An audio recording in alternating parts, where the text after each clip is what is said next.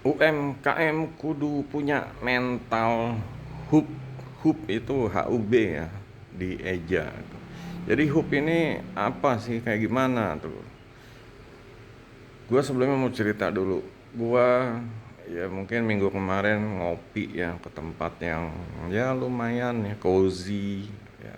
Mungkin viral kali ya, udah tersebar di aplikasi, di TikTok dan lain-lain ya.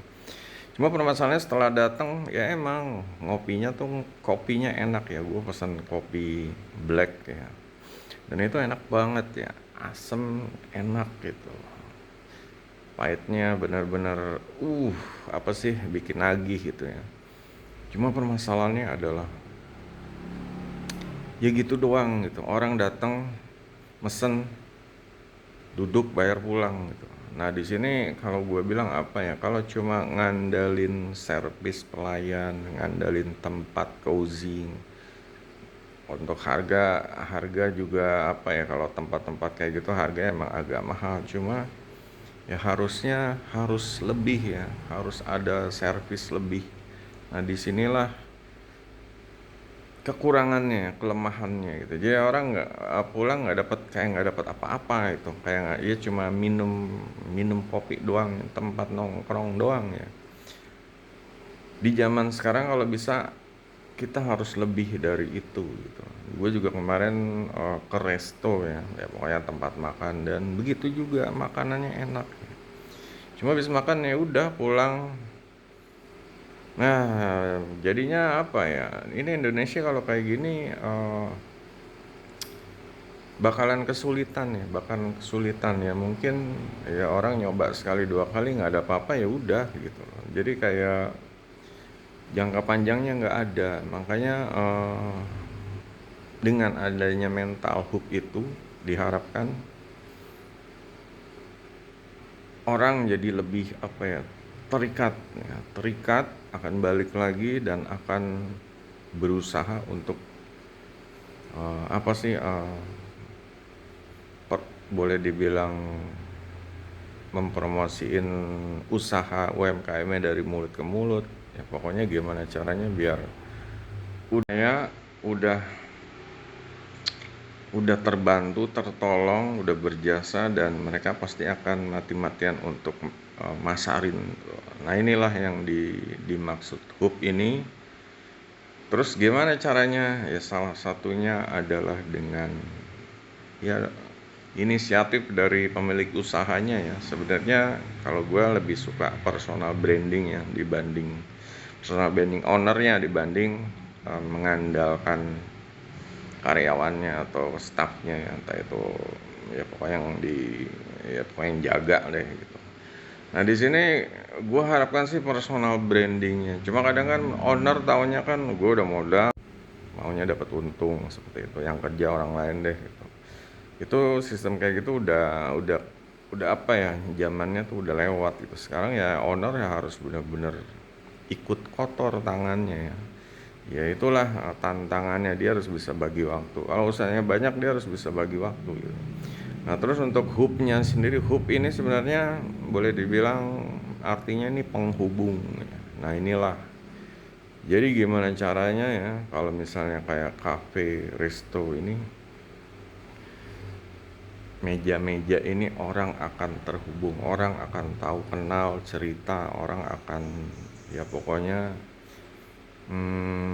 datang, dan mereka boleh dibilang, oh ternyata yang duduk di sana itu jadinya tahu informasi yang duduk di sana. Misalnya di sini saya pekerja, di sana pengusaha. Sebagai hub, misalnya personal branding gue sebagai pemiliknya, gue pasti akan ya pertama ya membangun ini ya, koneksi, membangun gimana caranya biar cerita gitu, cerita gimana kerja di mana pak, oh ya. Oh itu produknya di ini aja tuh ya, di coba ditawarin ke yang pengusaha yang duduk di sana. Nah seperti itu ya, dia pengusaha ini dia nanti ya pokoknya jago marketing deh, ini produk bakal cepat laku segala macam ya. Ya pokoknya gimana caranya biar cari oh, cari produktivitas, cari penjualan yang lebih, cari ya gimana cara pendapatannya biar nambah gitu, dari sekedar ya cuma ngopi pribadi, nongkrong. Ini jadinya jadi apa ya, jaringan yang bagus, jaringan yang kuat. Nah, fungsinya hub tuh seperti itu. Jadi kalau misalnya ya mungkin kalau sekedar jualan kopi ya, gue bisa bikin kopi enak. Oke, gue sewa tempat, gue bayar karyawan, udah sebulan 2 bulan. Yang minum ya satu dua ya sekedar kopi, yang lain juga kopi udah pada enak gitu loh. Coba di Tuku, coba di Kenanga, coba di ya pokoknya udah enak. Nah di sini permasalahannya ya kalau nggak ada kelebihan orang akan mencari lagi, ada yang baru, cari lagi ada yang baru, ada promo, harga promo, cari lagi yang baru. Nah disinilah dengan adanya hub ini mereka akan mengikat gitu. Mereka udah nggak boleh ada yang baru, ada yang nggak. Di sini gue dapat sesuatu yang bernilai. Nah itu rekan kerja, mitra kerja, bisa lancar usahanya, ya terutama produktivitasnya. Jadinya misalnya WFH, pokoknya WFH ya pokoknya cari duit mobile itu jadi nyaman gitu lah. Ownernya menceritakan dan ownernya memberikan informasi. Nah sebenarnya seperti ini hub nih, kayak gini dia menghubungkan yang lainnya, sesama orang, sama pelanggan yang di situ.